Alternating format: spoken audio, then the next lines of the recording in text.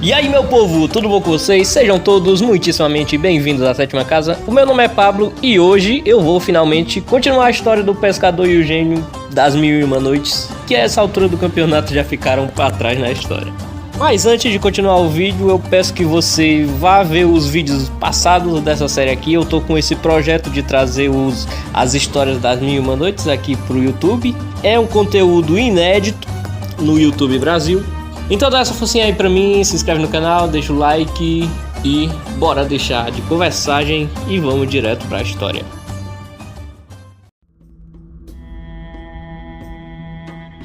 Então, o jovem que tinha a metade de baixo do seu corpo transformado em pedra falou para o rei assim: Macho, agora eu vou te contar a minha história, mano. O que foi que aconteceu comigo e o que foi que aconteceu com aqueles peixes lá. Te liga na história, mano.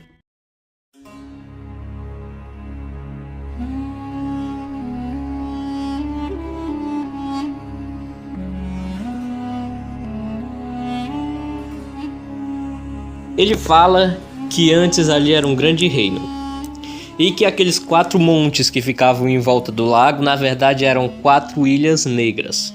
E o pai dele era o rei das Ilhas Negras. Reinou bastante tempo até que chegou o dia que ele morreu de velhice e o jovem herdou o reino e se tornou o rei das Ilhas Negras a partir daí. Daí depois disso ele se casou com a prima dele. Não se assuste, porque aqui nas histórias da Mil e Uma Noite é bem comum os personagens se casar com as primas, tá? É cultural, né? E essa prima dele amava ele demais, segundo ele, ele não podia ficar longe dela, que ela ficava triste. E passaram-se 5 anos dele casados, vivendo muito bem. Até que belo dia a prima dele tinha saído para fazer qualquer coisa na cidade, andar por aí. E ele ficou em casa, ele pediu pro cozinheiro preparar uma janta para ele. E depois disso ele se preparou para ir dormir. E antes dele dormir, ele ordenou que 2 das suas servas ficassem abanando ele enquanto ele dormia. E lá ele foi, se deitou, as 2 ficaram abanando ele. Só que ele não estava conseguindo dormir por alguma razão. Então ele ficou acordado com os olhos fechados ali, relaxando. Então ficou nessa até que as 2 começaram a fofocar uma com a outra. Elas começaram a falar assim: Maisuda, o pobre nosso rei, Maisuda, ó. Caralho, meu irmão. E aquela safada da nossa patroa, cara. Traindo o cara, mano. Pois é, Mazamba. Puta que pariu, meu irmão. Aquela maldita passa a noite todinha fora e abandona o homão, deixa aqui sozinho, mano. Paz, meu irmão. Complicado isso aí, mano. Ei, Maisuda, e por que ele não vê quando ela sai de noite, hein? Mazamba. Tu não sabe que ela bota uma droga na bebida dele antes dele dormir, mano? E aí ele dorme até de manhã cedo e nem desconfia de nada, mano. É por isso que ele não se acorda, mano. É, né? Pois é, cara. A mulher fofocando enquanto o cara dormia, mano. E obviamente ao ouvir aquilo ele se enfureceu muito, porque ele realmente achava que o amor da sua prima por ele era genuíno. Daí, de tardezinha, a mulher chegou e eles foram jantar, se preparar para dormir. E antes dele dormir, ele fingiu que bebia a bebida lá que ficava do lado da cama dele. Só que, na verdade, ele derramou ela com um copo no chão. E ele mal acabou de se deitar e fechar os olhos e a mulher já olhou para ele e disse assim: Dorme, seu infeliz, eu queria era que tu não acordasse mais.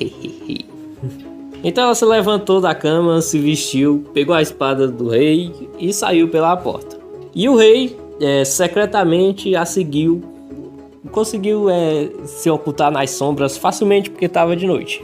Daí ele seguiu ela o tempo todo, ela saiu do palácio, atravessou a cidade inteira, chegou até os portões da cidade e disse: Alô, Romora! E os cadeados dos portões magicamente se abriram e ela passou pelo portão.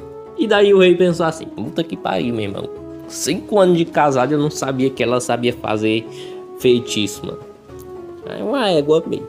Mas eu vou ver onde é que esse caminho vai dar. Então ela continuou caminhando até chegar na parte mais pobre do reino. Lá era um lugar sujo, cheio de lixo e fedor por toda parte. Era um lugar muito perigoso. Ninguém sabia nem o que podia se encontrar por ali. Havia ladrões e assassinos por toda a parte. E o rei continuou seguindo ela até que ela chegou numa velha tapera de barro e entrou lá dentro pela porta.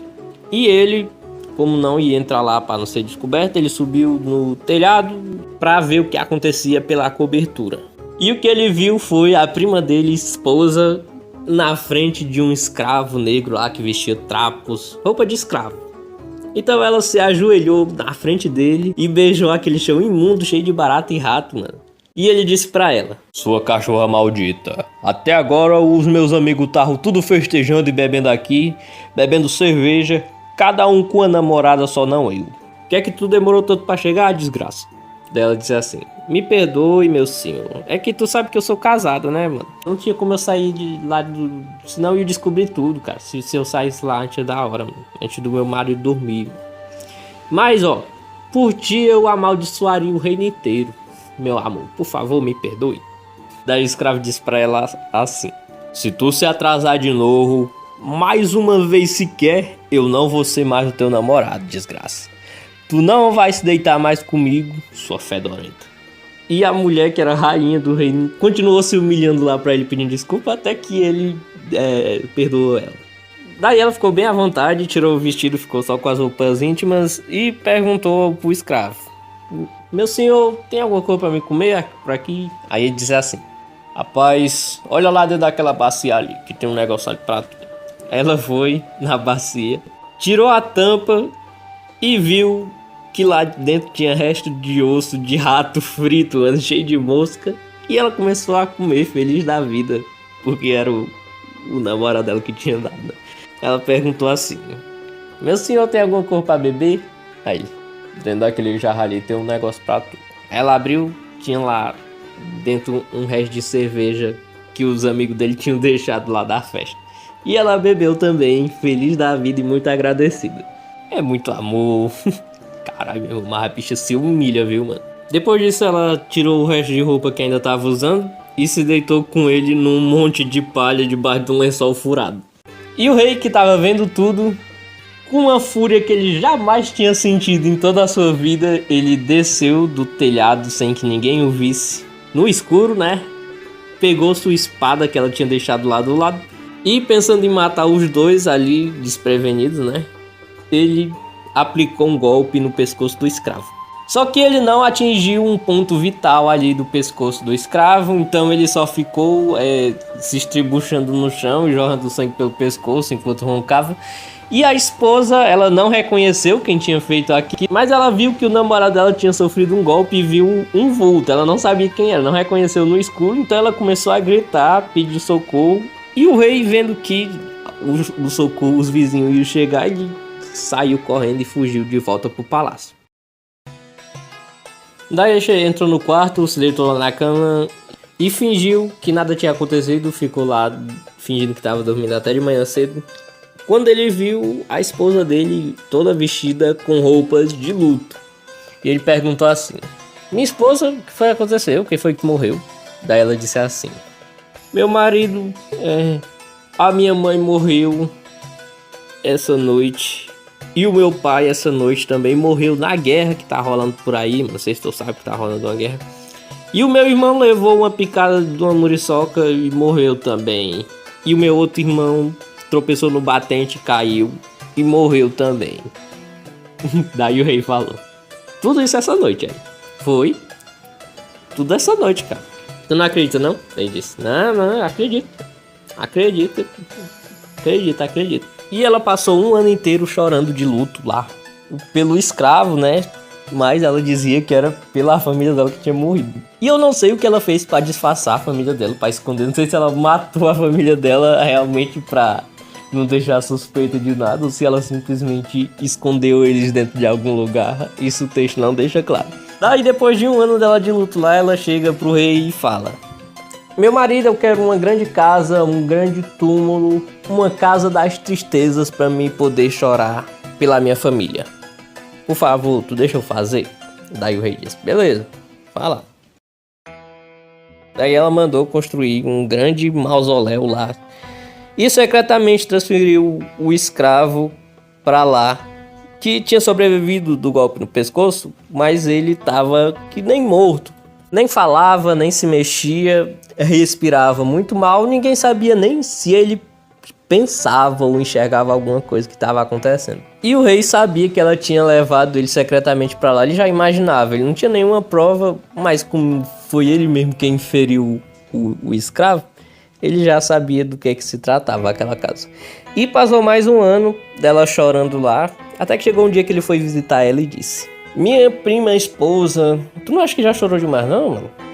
Vale, meu Deus, é um luto de 2 anos, pô. Mas tá no tempo de tu voltar a fazer tuas coisas, mano, tu não acha não? Daí ela se zangou com ele, ela disse assim: seu infeliz desgraçado, sai daqui, macho. Tu só vem pra me importunar, tu não tá vendo que eu tô no meu horário de tristeza, cumprindo meu luto aqui, pô? Tenha mais respeito, por favor. Então, ele vendo que ela tinha se zangado com ele também foi e se zangou com ela. E ele recitou o seguinte poema que ele tinha composto para essa ocasião: ó túmulo, se não é latrina e nem lixeira, como tem em ti tanta bosta e sujeira? Daí a mulher entendeu o que ele queria dizer e ela disse: seu cachorro, então foi tu, né, seu desgraçado, quem feriu meu verdadeiro amado. Eu nunca te amei de verdade, seu infeliz de uma merda. Daí ele disse assim: sua amante de escravo imunda, fui eu mesmo que matei esse desgraçado. Agora eu vou botar um fim nisso tudo, eu vou botar fogo nessa tua casa aqui e vou matar inclusive tu, mano, porque tu me traiu há 2 anos atrás.